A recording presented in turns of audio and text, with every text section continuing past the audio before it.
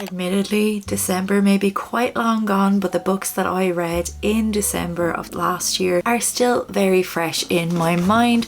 I have a big old stack of books that I haven't spoken about. I have some nice recommendations here, pals, so settle down, get cozy, and let's get cracking. So the first book that I read in December is a book that has been everywhere quite naturally because it was the winner of the Booker Prize in 2024, and of course the book I'm talking about is Orbital by Samantha Harvey. At the core of this book, we follow a group of astronauts who are orbiting the Earth. This does have the setting of a sci-fi novel, but it's definitely much more a literary ode to sci-fi than a typical sci-fi novel. The story's structure revolves really gracefully around themes of connection and fragility and the marvels of our shared world. I think the thing that really sets this novel apart is the prose. It is impeccable. It is so readable and so beautifully written. It's quite a short book, but so many lines in here to be underlined and to be reread. It's really lyrical, but yet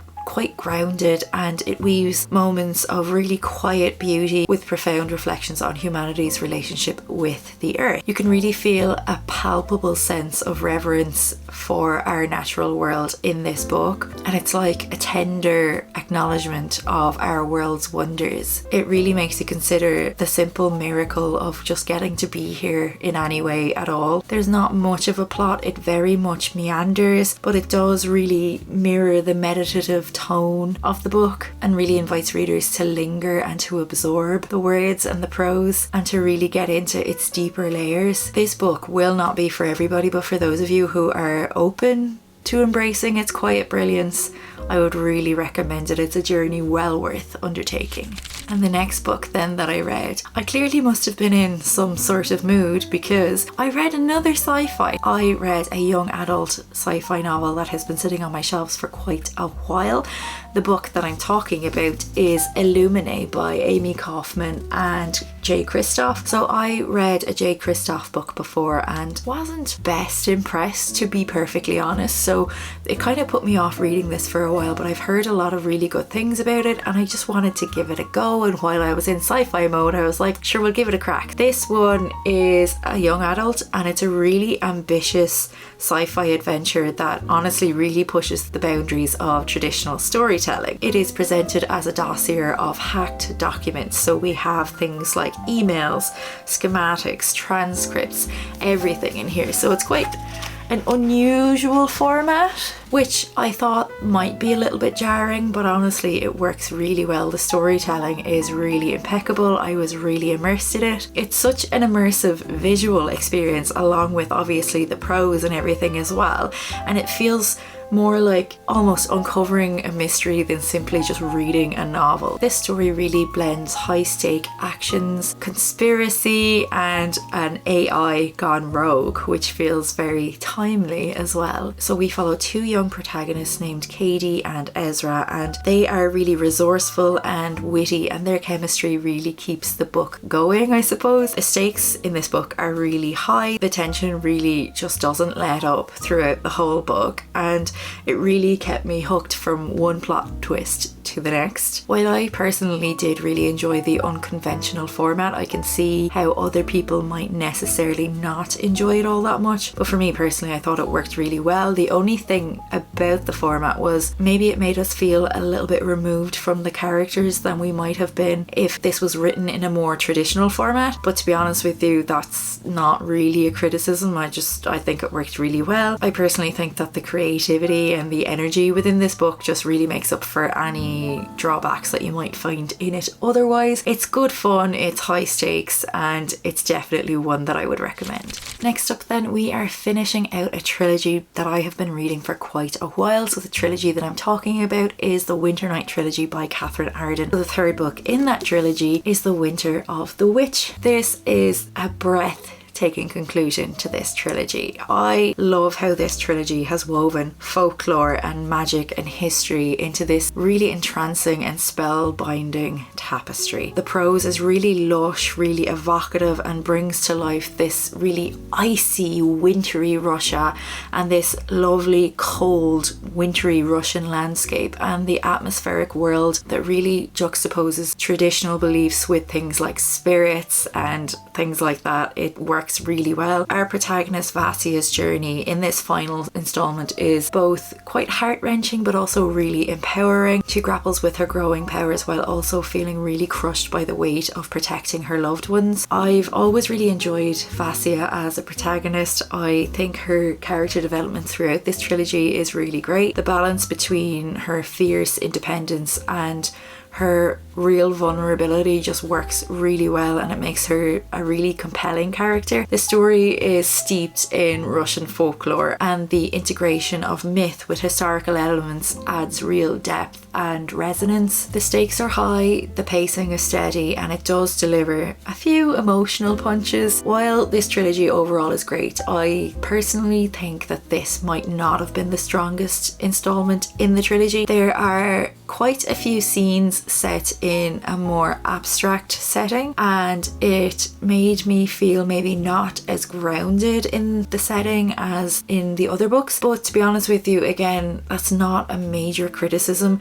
Overall, I'd really highly recommend this trilogy, particularly as a winter read. This trilogy is winter. I'm really looking forward to picking up Arden's latest release in the not too distant future. Next up then, I have a big recommendation for next December. So this book I had been seeing everywhere, and something about it just made me feel like I gotta pick up that book. And this is like a holiday romance book, so it's not traditionally something that I would read, but let me tell you pals, I really enjoyed it. So of course the book I'm talking about is The Most Wonderful Crime of the Year by Ali Carter.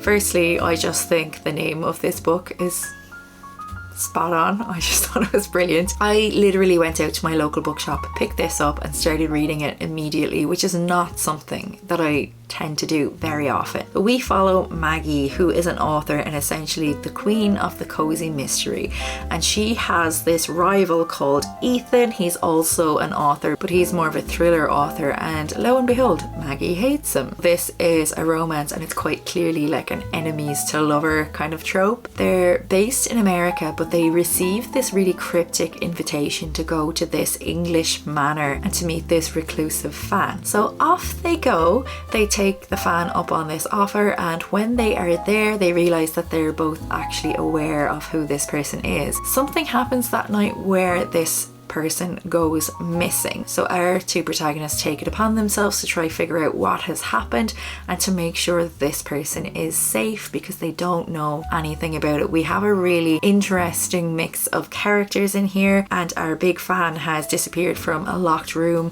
They don't know who to trust, they don't know what to do. They're basically locked in. It's quite a bit silly. There's lots of snow, there's quite a bit of action, and there's a nice bit of romance as well. This is a really great locked room mystery, and it has really great seasonal vibes. And if you're looking to pick up a book with a bit of a festive feel toward the end of 2025, this is one that I would definitely recommend picking up. And then in the theme of picking up holiday romances, I picked up yet another holiday romance. I know pals, who am I? This one is actually called Holiday Romance, and it's written by an Irish author named Catherine Walsh. So this one is another one that I'd heard a lot of great things about. So we follow Molly and Andrew, and they are two Irish people who live in America, and every Christmas they come home to Ireland to visit their families. This is a tradition that they've had for years. They fly together, they catch up, and it's something that they both really look forward to every year. But this particular year, unfortunately, they are snowed in. And while Molly isn't all too bothered, isn't too fussed about Christmas, Andrew's family are obsessed with Christmas and really want him home. So Molly decides, screw it, we're going to get you home for Christmas. So they travel about quite a bit, planes, trains, taxis, boats, in an effort to get back to Ireland in time for Christmas. It's quite a predictable novel in many ways, and is very much a friends to lovers romance, and you can see that coming. But yet again, I really enjoyed this one. There's a lot of juxtaposition between the different years that they have flown together, which makes it really interesting. I really look forward to picking up more of Catherine Walsh's festive romances in December 2025. And now, moving on from Christmas, we are diving back into a world that I have been immersed in for quite some time. And the book I'm going to speak about is King of Scars by Leigh Bardugo. So this is sort of a sequel to a sequel to a sequel to a sequel. So the first trilogy set in this world, the Grishaverse, is the Shadow and Bone trilogy, which is followed by the Six of Crows duology, and then we have the King of Scars duology to finish it out. Fans of these previous series will enjoy catching up with very familiar characters like Nikolai, Zoya and Nina. As we've come to expect, this is yet another really well-paced YA novel by Leigh Bardugo, and it shines very much in its character development. The plot really balances court politics with magical chaos, and that naturally does keep the story quite engaging and full of surprises. That said, King of Scars for me didn't quite reach the same level of the Six of Crows duology overall. I just think that was impeccable, whereas this is fun, it's nice, but I don't know if it's necessary. I did enjoy it, and while the world building and the stakes are quite intriguing, the pacing did occasionally falter, and I found the multiple perspectives to actually sometimes be a little bit disjointed, which I feel is something Leigh Bardugo has historically been very good at. Maybe that's a me problem. It's certainly a fully satisfying read, but it doesn't completely recapture that magic that I was looking for within this world. And this is really honestly no big criticism, because I still really enjoyed it, and I look forward to picking up the final book in this overarching series and seeing how Leigh Bardugo closes out the whole thing. Next up then, we have another sort of young adult fantasy book, and this one needs absolutely no introduction. It is a sequel to another book that was incredibly popular, so this is the second book, and I'm talking about Iron Flame by Rebecca Yarros. So I personally did actually really quite enjoy Fourth Wing. I thought it was fun, I thought it was engaging, I liked the references to chronic illness, chronic pain, connective tissue disease, but personally for me, this one, which is quite long, fell much flatter than Fourth Wing. Sure, the book does retain some high stakes action and really intense moments that made Fourth Wing so engaging for me, but I did find that it struggled to maintain the same sense of emotional resonance and intrigue of Fourth Wing. The plot feels really uneven with pacing issues, particularly in the first half of the book. There's a lot of back and forth that to me really felt like it was very unnecessary and could have been edited to make it a lot shorter and more impactful. The world building, though still compelling, really kind of falls apart a little bit for me, and it starts to feel a little less grounded as new elements are introduced, and I felt like they came without sufficient depth or exploration. I think the character growth was probably another weak point in this, and it just felt a bit over the top with the melodrama, even though that's something that you'd expect from a young adult fantasy, but it just felt a bit much for me. Once again, I do take issue with how Yarros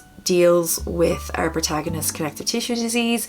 She never really names it or references it properly, and I think that that's something that she could have done, and she could have done a lot of good with that. And I don't really like how she kind of forces this protagonist to do this, that, get battered, then just get up and get going again, because that's not really the reality of living with a connective tissue disease like this. That said, this book isn't entirely without merit. Parts of it felt like it really did maintain an addictive quality, and there are genuine moments of excitement, but I just think it was too little too late, and these moments were probably a little bit too few and far between to elevate the overall experience. That said, me being who I am, I'm apparently a glutton for punishment, because I will read Onyx Storm at some stage this year when it's published later this month. And then the next book, in an effort to read more non-fiction, there's one that's been on my list for quite some time that I've been really interested in picking up, and this one is Strong Female Character by Fern Brady. So this is a really sharp, insightful memoir that blends humour with really heartfelt honesty as well. Brady's wit and unapologetic voice really shine through as she recounts her experiences growing up with a neurodivergent brain and not actually realising this and trying to fit into a world that wasn't really made for her and not understanding why. She discusses her autism and her mental health with a really refreshing candor, and it's really quite eye-opening and relatable in many ways, I think, as well. Her reflections on being a woman in a very male-dominated industry as a comedian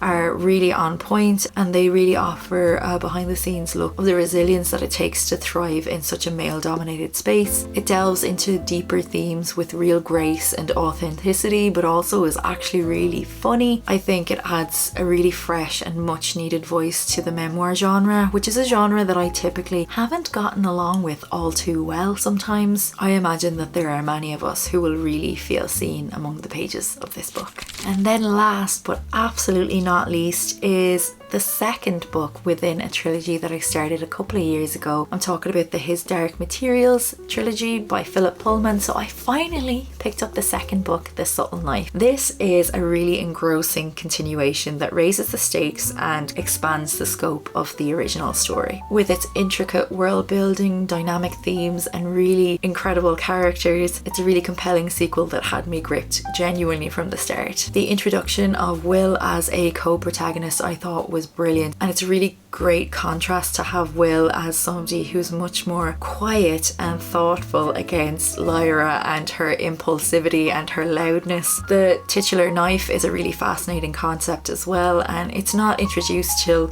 quite a bit later in the book, but it was a really great introduction and it was really interesting to see how that was used. I really think that Pullman's ability to weave kind of philosophical questions about morality, about authority, and about the nature of the universe into these really thrilling plots is impeccable. It's very easy to forget, I think, that these are actually books for kids because the themes sometimes feel very adult. This book's complexity really does add richness, but I did wonder if at points it kind of occasionally bogged the plot down. I personally really enjoyed this book, and I did give the first book in this trilogy 5 stars, and while this one didn't quite hold up to my 5 stars as a feeling, I still really enjoyed it, and I really look forward to rounding out this trilogy between Christmas and New Year's of this year, because that's typically when I read these books. But this is essentially the last book that I read in 2025 and was by no means a bad way to round out my reading year. And so pals, that is the lot. Let me know if you've read any of these books, if you have any thoughts on them yourself. I'd love to know what you read in December, what you'd really recommend, particularly to me. Let me know in the comments below. Otherwise, if you want to see more from me, of course, don't forget to subscribe. And that's all for me, pals. Take care, mind yourselves, and I'll talk to you next week in another video. Bye bye.